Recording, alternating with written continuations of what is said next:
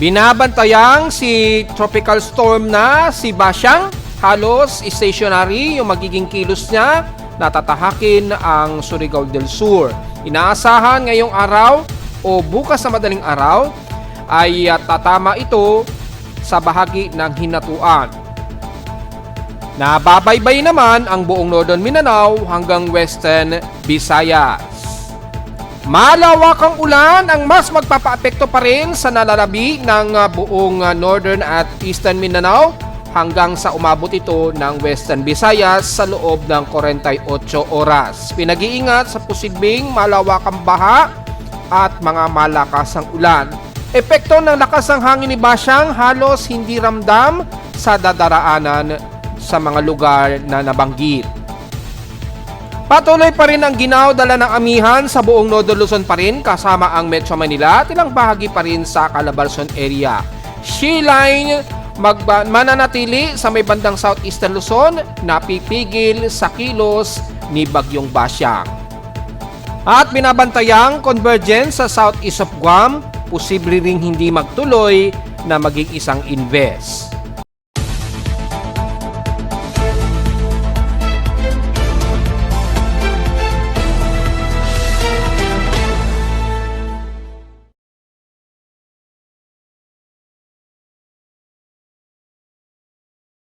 Hello, good morning mga folks. Welcome po muli sa ating Daily Weather Bulletin at Analysis para sa araw ng Huwebes, February 5, 2026. Ang oras nating boss may maga, alas 11:35 na ng magtatanghaling tapat. Patuloy na magiging katamtaman pa rin tayo sa Metro Manila at ilang bahagi ng Calabarzon area at most of Northern Luzon area. So wala tayong masyadong magiging update na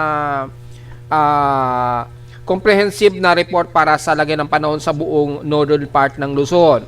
Kundi epekto pa rin ng amihan at partly cloudy at gloomy na panahon pa rin ang iiral sa halos buong northern Luzon, kabilang na ang Metro Manila at Calabarzon. Unti-unti nga lang magiging mas maulap ang parte ng southern Luzon dahil sa outer trough nitong si Bagyong Bashang na magdudulot na ito ng mga ilang maulap na panahon at may mga kalat-kalat na mga mahinat katamtamang pag-ulan na may kasabay din na pagkulog at pagkidlat. So be ready na lamang ha, lalo na sa bahagi nga po ng Southern Luzon, kasama na ilang parte ng Palawan, Visayas, lalo na sa may bandang Northern Mindanao at Eastern Mindanao, which is kayo ngayon ay mas inuulan ngayong araw.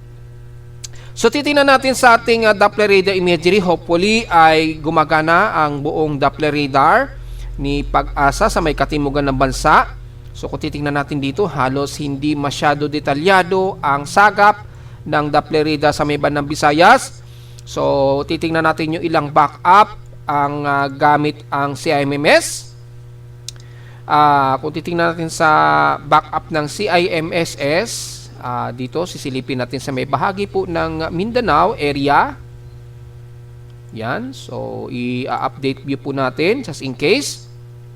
So kung gagamitin natin ang Doppler CIMMS ng NOAA, makikita po ang matitinding malawakang water vapor or precipitation estimation dito nga po sa bahagi nga po ng Eastern Visayas at Mindanao. Moderate to heavy rain ngayon ang umiiral ngayon sa most of sections ng Surigao region, Caraga area at ilang bahagi ng Southeastern Visayas nga po, lalo na sa bahagi nga po ng Southern Leyte, mula dyan sa may bandang Eastern Samar region hanggang Gian Eastern Samar, at kitang-kita nga po dito sa naglo-load pa lang na CIMS ng Doppler, makikita natin from outer space, malawakan po ang pag-ulan ngayon dyan. At nandito ngayon yung pinakamalapit na sentro nitong si tropical storm na si Bashang na itinaas na rin ng ating 1-minute tropical cyclone sector, which is hindi masyado kita dito sa Doppler radar ni Pag-asa. So hindi masyado madetalye, kaya gumagamit tayo ng ibang method ng pag-monitor sa estimation ng precipitation. At kitang-kita naman po dito, hindi lang siya nag-animate, so naglo-load pa siguro yung ibang frames, pero makikita natin unti-unting nag-accumulate na po yung frame ng animation. Makikita nyo po halos pa southwestward pa o west-southwestward pa ang nagiging kilos nito, kasi medyo padaos-dos muna siya dito sa memban ng Surigao del Sur, and then saka na ito kakabig pa west-northwestward pagka-landfall niya ng bandang Hinatuan, which is yun yung latest forecast track nitong si Basyang. So malinaw po yan mga folks, kayo po sa may bandang Visayas, most of eastern sections ng Visayas at Mindanao ay nakakaranas kayo ng malawakang ulan. Samantala sa current conditions, overcast, gloomy haze at few clouds pa rin dito sa Metro Manila. By the way, ay may mga pagkulog at pagkidlat pala tayo na naitala. So babalik tayo mula sa ating lightning detection system. Aktibo ngayon ang pagkulog at pagkidlat dyan sa may bandang kung saan ay mas malapit si Basyang. As of 11:39 AM, kung isasama natin ng 100 plus minutes ago, yan, yung mga latest natin, mga 7 lightning strikes. Pero kung isasama natin ng 100 plus minutes ago, umaabot po sa total of 146 lightning strikes tayo. Hindi naman sobrang dami pa, pero nakakaranas sila ng mga pagkulog at pagkidlat dyan. So malayo yan sa amin sa Metro Manila at 541 km mula sa amin sa Caloocan. So bukod sa ating current conditions, kanina nabanggit natin, patuloy pa rin tayo magiging few clouds, gloomy, overcast, pero moderate naman ang ating panahon dito sa Metro Manila. Sa lowest temperature na itala na weather station, kaninang 6:42 AM, nakapagtala kami ng lowest pa rin na 23.3 degrees Celsius, pinakamababa, at kahapon, pinaka-highest na sa amin na outside air temperature ay 31.6 degrees Celsius po. So medyo mapapansin natin bahagya ng nadadagdagan yung mataas na temperatura natin sa Metro Manila. Dahan-dahan lang kasi yung nagbabago pa. O bahagya na po kasing unti-unti ay unti-unti na rin nababawasan yung ating amihan, yung lamig. So kahapon ito ng 12:45 po ng tanghali, pero asahan natin mababa pa rin ang heat index, although bahagya rin nadagdagan ang temperatura at 37.1 degrees Celsius. Sa PX system past 24 hours naman, kung ikukumpara natin, balik ang Zamboanga Peninsula sa may pinaka-highest air temperature na 33.5 degrees Celsius. Pero magiging maulan kayo ngayon dyan dahil nga po sa presensya ni Basyang. Sa lowest temperature sa Baguio ay 11.6 degrees Celsius. Patuloy pa rin na tindi ang ginaw sa kanila. Dulot pa rin ang tuloy-tuloy na amihan hanggang this whole weekend po yan. So 11.6 degrees Celsius, napakaginaw pa rin. At sa Inulan ang Itbayat ay nakatotal sila na 15.4 millimeters na total rainfall. So makapapansin nyo po ang Itbayat Patanes, Northern Luzon, nakaranas sila ng isolated rain showers na malakas din ito, umabot din ng 15.4 millimeter. Well, bunsod yan yung accumulated shear line at mayroong accumulated water vapor. Yan, kasi medyo nagtatag of war yung init ng easterly trade wind at yung ginaw dala ng frontal system o cold front. Outside humidity natin, medyo moderate, 72% po, bumaba ito ng 13% since last hour. So kanina halos 84% dapat ito, 13% ay binaba nito. High pressure area pa rin tayo sa Metro Manila at 1,013 hectopascals, ayon din sa barometer ko sa Caloocan, at mabagal ang pagbaba nito since last hour. Pa-high tide po ang sea level natin. So halos mag-high tide na po tayo, pero again bukod sa report natin kahapon, halos hindi naman ilalagpas ito ng 1 meter ngayong araw. So wala tayong masyadong problema sa sea level kung mag-high tide dyan mamaya. At wala tayong masyadong liwanag ng araw dahil medyo partly to sa mostly cloudy po tayo. Mababa yung ating UV index at solar energy. Sa ating almanak, sumikat ang haring araw kaninang 6:23 AM at lulubog po ito mamayang 5:56 PM. At sa ating naman moonrise and moonset, nasa waning gibus na po ito, 89% illuminated. Magmo-moonrise na po ito mamayang gabi at 8:56 PM at kinabukasan na ng 8:31 AM ito lulubog. At sa ating local weather outlook, para ngayong araw ng Huwebes at Biyernes, magiging partly cloudy tayo halos maghapon uli sa Metro Manila. Yan, yung tsansa ng pag-ulan halos walang prediction. So, mababa o napakaliit ang posibilidad na umulan dito sa amin sa Caloocan. Maaring mataas ng bahagya sa iba't ibang panig ng Metro Manila. So, be ready na lang just in case kung magkaroon man ng light drizzle rains. Bukas ang Biyernes, halos stationary, ganun din. Wala ring prediction ng tsansa ng pag-ulan. Ibig sabihin, maliit lamang ang tsansa ng pag-ulan dito sa Metro Manila. Maaring mayroong maliitan na tsansa, pero malamang light drizzle rain lamang yan dahil yan sa saturation lang ng amihan o ginaw, lalo na sa bandang hapon po kasi medyo matindi ang sikat ng araw. So may mga posibilidad of light drizzle rains. Ayon sa lowest temperature expected, maglalaro between 30 degrees Celsius and lowest temperature expected 21 to 23 degrees Celsius. At ayon naman sa local weather advisory mula sa Data Philippine Pag-asa. Although 3 AM pa ito, iba na po yung report ngayong umaga. Pero namataan si Basyang International Name Pen sa layong 460 km east ng Hinatuan. Sa aking measurement naman, ang binagbasihan ko ay Bislig. Pareho na sa Surigao del Sur din po yan. So walang problema. 460 km east of Hinatuan yan, Surigao del Sur, na may maximum sustained wind of 65 km per hour at bugso umaabot ng 80 km per hour under tropical storm category na po siya. Which is pareho na rin dito sa atin ngayong umaga. Yan, tropical storm na rin siya. Dahil pumalo na ito sa 65 km per hour ang kanyang 1 minute average. Kapantay na siya ng 8 hour ahead ni Pag-asa. So malinaw yan mga folks. So, diretso muna tayo sa bandang katimugan ng bansa na kung saan ang satellite imagery natin na ginagamit. Makikita po ang sentro. Ayan, ito sa may bandang halos malapit na sa baybayin nga po ng Eastern Mindanao, yung pinakasentro na circulation, yung low level convection nitong si Tropical Storm Basyang. Ayun, makita-kita po yung pinakapuyo niya. Ito yung sirkulasyon niya. Ayan, kitang-kita po. Ito po yung upward low.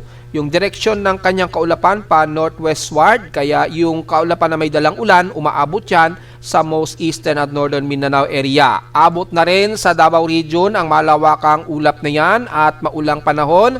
Kung i-activate natin ng heavy rain potential, halos buong northern Mindanao at eastern Mindanao ang nakakaranas ngayon ng matitinding heavy rain showers. At pinakita na natin yan sa simulation ng forecast ng WRF, na pinakita natin yung accumulated na SWAT o yung accumulated rainfall sa loob ng 144 hours. So makikita niyo po, binanggit na natin ang concentrated dyan pa rin sa Surigao Region at magpapang-abot ang ilang malawakang ulan hanggang Visayas yan at maaring umabot nga po ang ilang remnants. So outer rain trough dito sa may bandang Bicol Region po. So magkakaroon na rin kayo ng mga maulap at maulan dyan. Although hindi naman singtindi dito sa may bandang Surigao Region. So nabanggit na natin yan kahapon, yung pinaka-thorough analysis natin maging sa buong southern part ng Visayas. At makikita po dito sa satellite imagery ang buong Surigao, Caraga, yan, Agusan Region, kasama na ang buong northern Mindanao halos, mula Cagayan de Oro hanggang dito sa may bandang Misamis Oriental. Yan, Agusan del Sur ingat po sa mga posibleng pagbaha at sa buong Surigao del Sur, Davao de Oro sa Compostela Bari. Kasama na ilang bahagi ng Davao del Norte at yung mga outer rain trap, aabutin yan ang buong Cotabato. Yan, Davao del Sur, ilang bahagi ng General Santos, Sultan Kudarat o Maguindanao Region po. Ingat po sa mga posibleng pagbaha. Huwag naman sana magkaroon ng pagguho ng lupa anytime. Yung posibleng malawakang pagbaha sa may bandang Surigao kasama na Agusan Region ay paghandaan po natin. At hanggang sa may bandang kaluran ng Zamboanga Peninsula, magiging mas maulap po tayo at may mga cluster heavy rain na rin tayong umiiral, maging dyan sa may bandang Lanao del Norte, Misamis Occidental, hanggang dyan sa bandang Dipolog o most of Zamboanga del Norte mula dyan sa sentro ng Dipolog.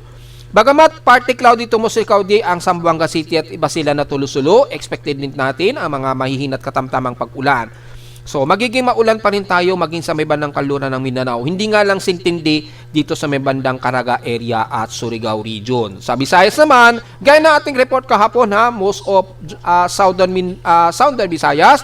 So, sakop po yan hanggang Cebu, Negros Region, Bohol, Southern Leyte at southeastern part o eastern Samar Region. Moderate to heavy rain showers po ang umiiral ngayon sa inyo. Sinimulate na rin natin yan gamit ang ating WRF mismo ni Pag-asa at Japan Meteorological Agency.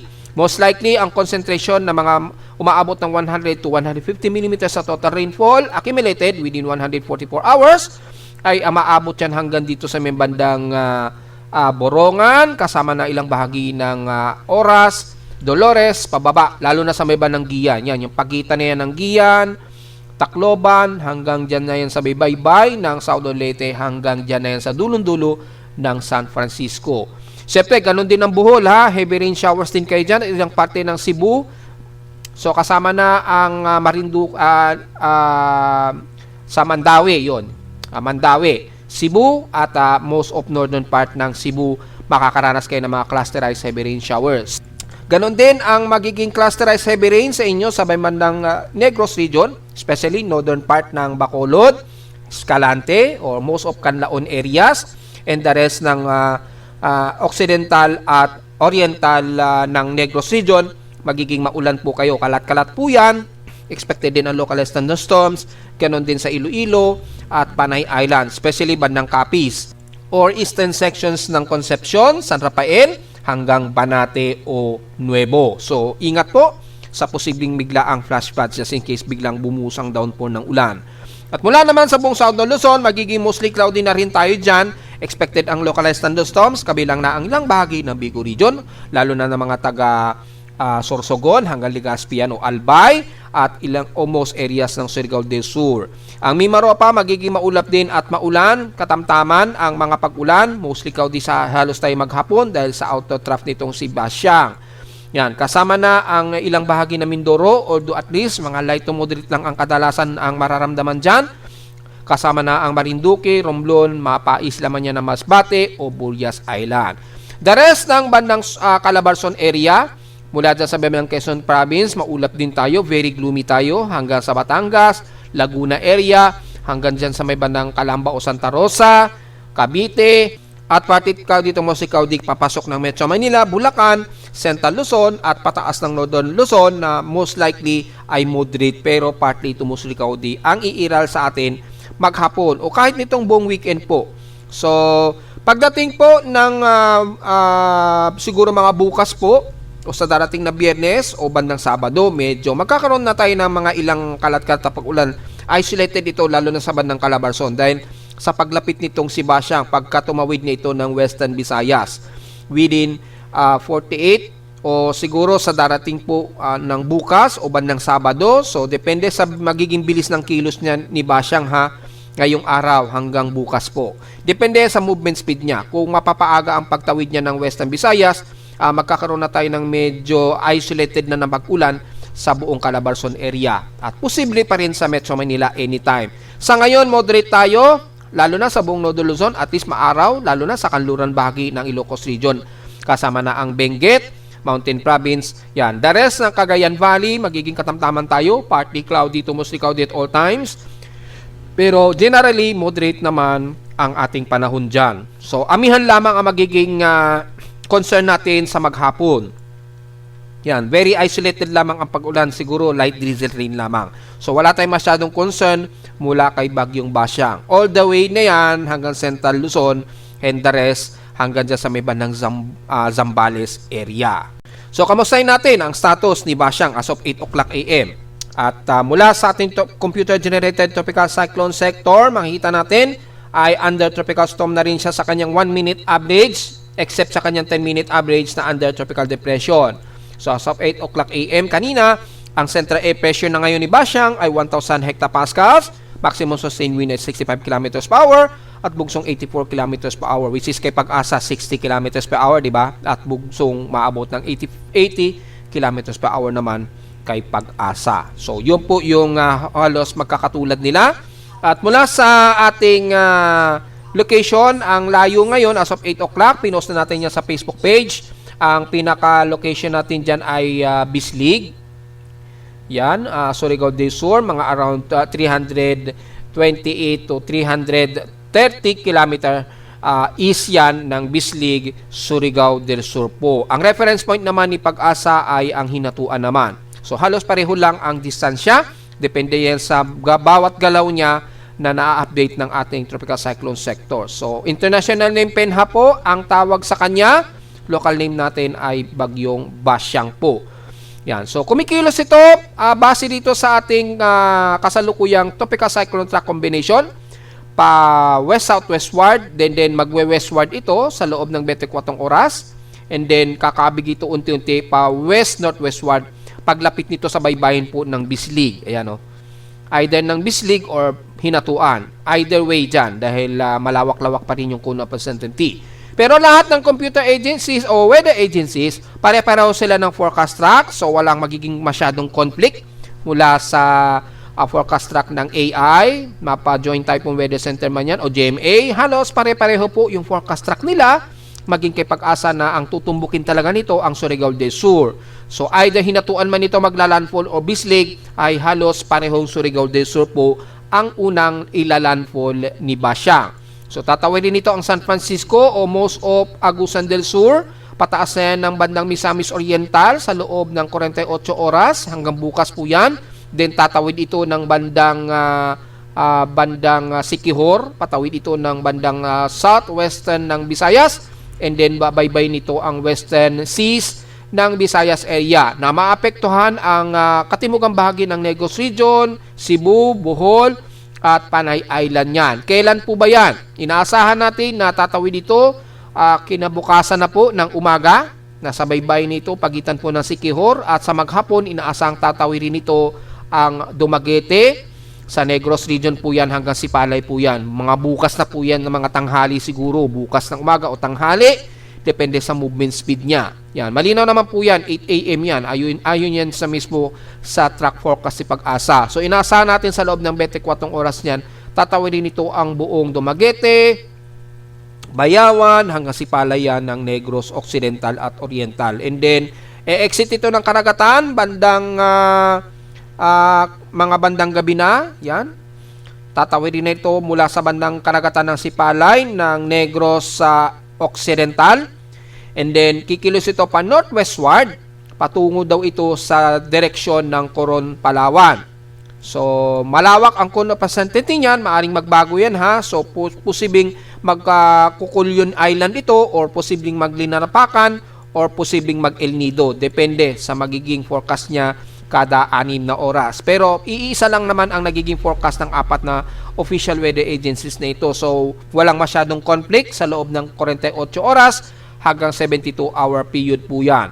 Inaasahan na yan sa may bandang West Philippine Sea na, estimated ahead of time, mga February 8 na daw yan ng umaga. So, linggo. Mga bandang linggo na ito na tatawid ng West Philippine Sea na. So, mga bandang linggo na siya na magwe-West Philippine Sea. And then, dahil magkakaroon ng malakas na puwersa po ng amihan dito o yung sea line, yung boundary niyan, bigla itong kakabig. Mag-i-steering ito ng todo-todo pa southwestward na. Yan. So, posibleng umexit ito ng Philippine Area of Responsibility. Siguro, mga Lunes na po yan ng gabi o hapon. Depende pa rin sa movement speed niya. Yan, mga Lunes na daw ng umaga o gabi ay posible na itong umexit muli ng Philippine Area of Responsibility. Extended forecast na po yan ha, so pwede pang magbago yan anytime. Sa ngayon, ang malinaw lamang ay inaasang lalandfall ito o unang tutumbukin ang Surigao del Sur, either hinatuan man yan o bandang Bislig po. Yan, ngayong araw po yan. Kung hindi man mamayang gabi o baka pumitik yan kinabukasan ng madaling araw, mga February 5 na po, February 6 na. So, depende na lamang yan sa bilis ng kilos ni Basyang ngayong maghapon. Yan. So, expected po yan. Yan po ang magiging tumbok niya. So, sa mga taga Surigao Region, maghandaan po natin dahil makikita natin ang malawakan na ulan na dala nito. Hindi masyado concern yung lakas ng hangin niya eh. Hindi masyado concern yung bugso ng hangin dahil napaka disorganized yung kanyang bugso ng hangin dahil malakas po yung steering environment sa kanya. Malakas din yung vertical wind shear. Lalo na ang yung cold front dito sa hilaga niya, medyo nagkakaroon sa kanya ng resistance, kaya hindi masyado puwersado ang kanyang hangin. Kung babasehan natin sa quadrant ng Joint Typhoon Weather Center, mapapansin nyo po, most of bandang Surigao, bandang Tandag, na at least mga around 62 kilometers per hour ang medyo maximum sustained wind na mararamdaman yan. Kasama na ang Misamis Region, Butuan o Agusan del Norte. Pag tumawid dyan ng bandang Bohol, yan, medyo ramdam yung hangin sa Bohol. Negros Region, yan. Pero naglalaro lamang mga between 65 to 75 kilometers per hour yung lakas ng hangin. Halos hindi ganun ka-destructive yung hangin. Ayon na rin sa ginagamit natin dito. Yan.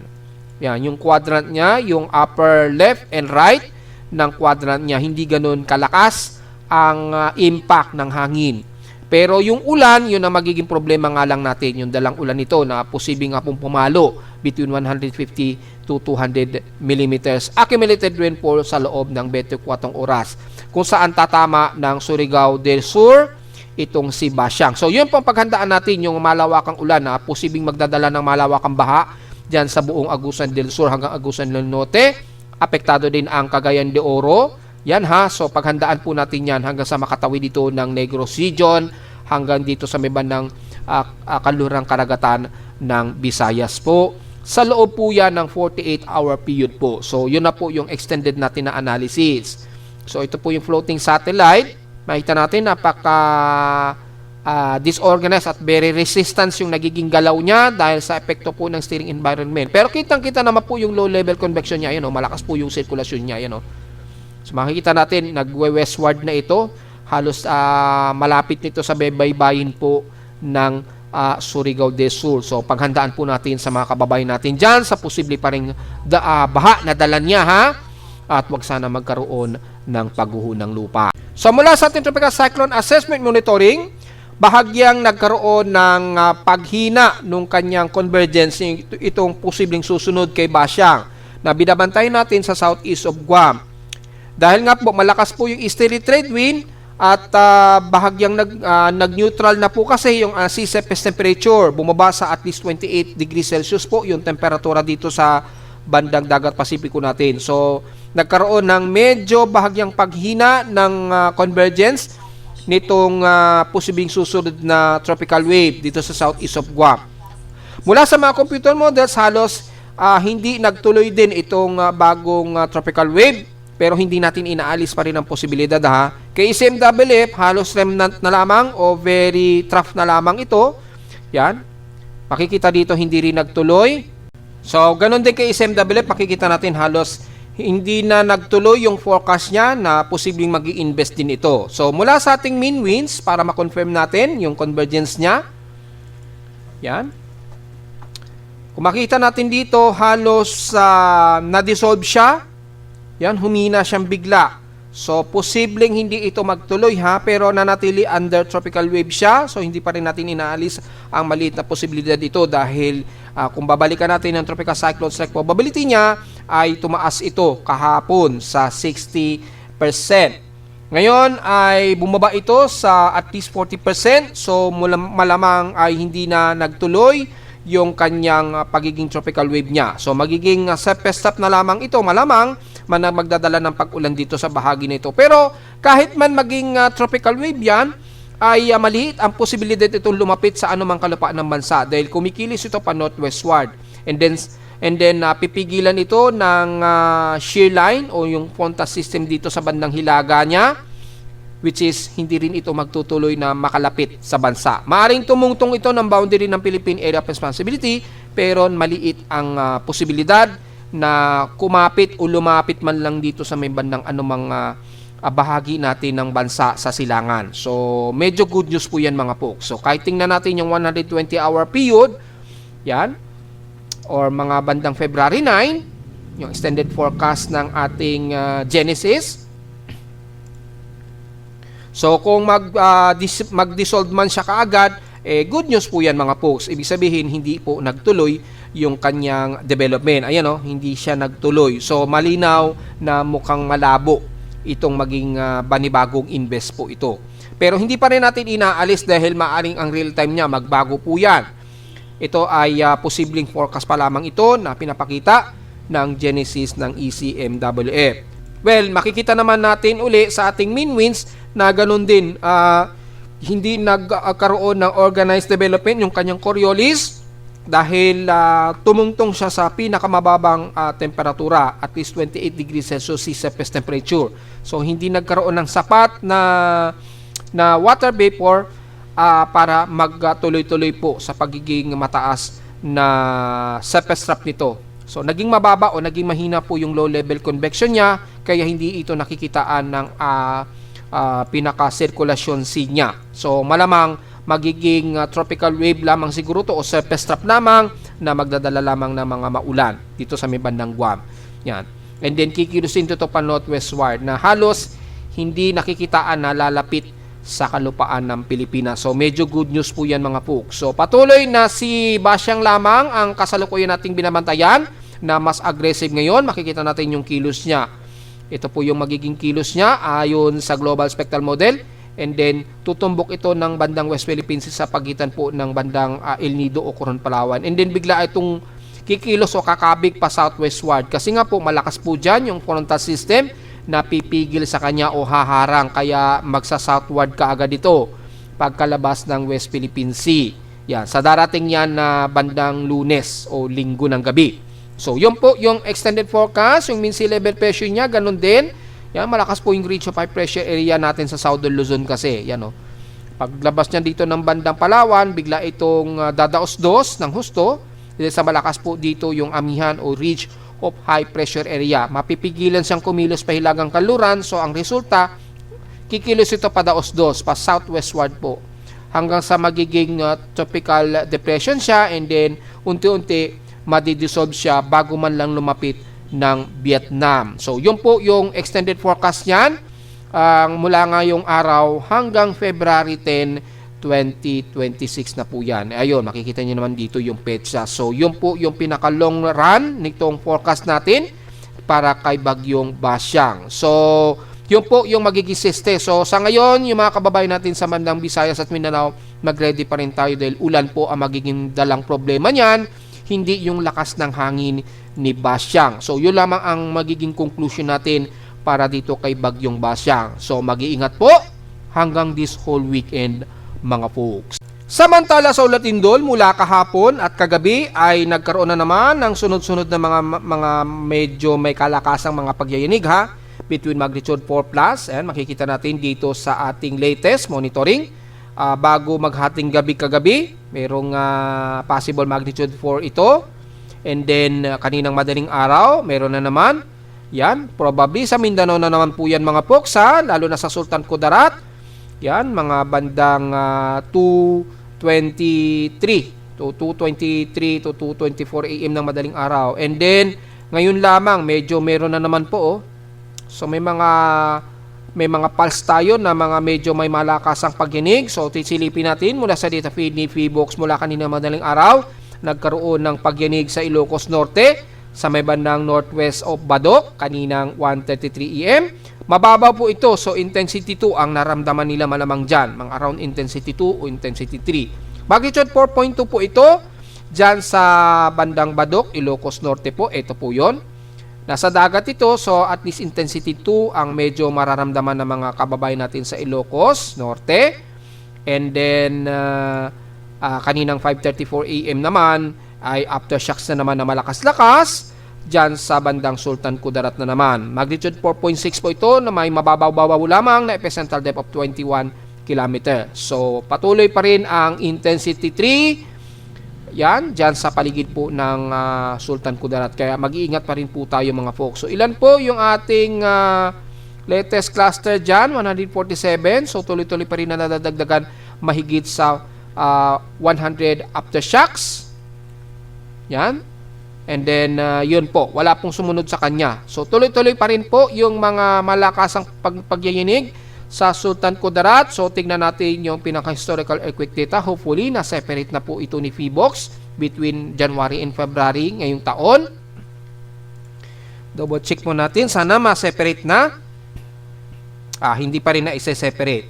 So, ibig sabihin pa rin ay kung titingnan natin yung mga total earthquakes, isusubtract na lamang po natin yung 1,839 na yan.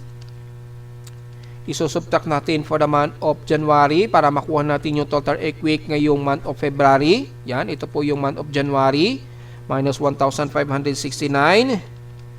Nasa 270 na po yung total earthquakes natin for the month of February. At karamihan na naman dyan na medyo may kalakasan. Dyan na naman sa may bandang Sultan Kudarat pa rin po mga folks. So, mag-iingat po yung mga kababayan natin. Ayan, no? Nakadoble lamang po kasi kaya hindi natin makount yung total niya. Antayin na lang natin na ma-separate ni Feebox yung magkakahalo ang January and February po. Yan. So, pag naayos yan, magiging normal na po yung ating bilang. Pero at least nasa 270 na po yung total earthquakes natin. Madami-dami na kaagad. Ilang araw pa lamang po. So, probably ay aabot na naman sa bigit 1,000 yung bilang niyan dahil sa sunod-sunod na pagyayinig pa rin sa bandang Mindanao region po. So, mag-iingat po ang mga kababayan natin Patuloy pa rin ang mga aftershocks dyan sa makatimugan ng bansa. Nagkakaroon na rin tayo ng ilang mga malakasang pagyanig sa may bandang Luzon. At ito nga po sa may bandang Ilocos Norte. So, mag-iingat po. Be ready po dahil habang tumatagal po ang mga araw, mas tumataas po yung pressure ng tectonic plate natin sa Luzon area. So anytime moment, posible rin tayong magkaroon ng biglaang mas malaki. Kung ano bang yung lindol sa labas ng bansa, well, tingnan po natin sa real-time world seismic monitoring natin ay kung titingnan natin halos bandang Indonesia, Japan ang may mga magnitude 4. Wala naman tayong naitala na halos mas malakas na magnitude 6. Kahapon meron yan sa may bandang Japan Islands pa rin, pero kahapon yan magnitude 5.1 pa rin sa may bandang malapit sa Naha. O pagitan po ng Naha or ng Miyazaki, nagkaroon din ng malakas na pagyanig dyan, magnitude 5.5, although kahapon lamang po ito naganap. So halos oras natin sa Pilipinas yan, ngayong araw din, pero madaling araw yan sa atin sa Pilipinas. So probably malamang ito yon, yung long range na yan na na-detect. So well, malayo naman yan at hindi natin masyado naramdaman. Pero yan lamang yung pinaka-latest na medyo may mas malakas sa pagginig na humigit sa magnitude 5.0 lalindol sa labas ng bansa. At narito naman ating 3-day 2-day weather forecast para sa araw ng Huwebes, February 5, 2026.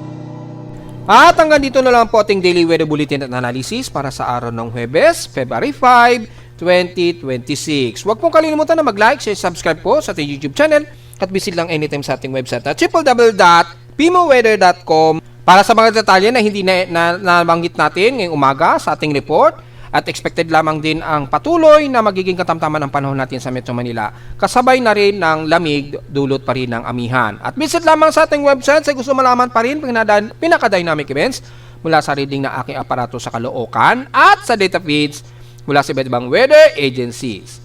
Maraming salamat po mga folks at magandang araw po sa ating lahat.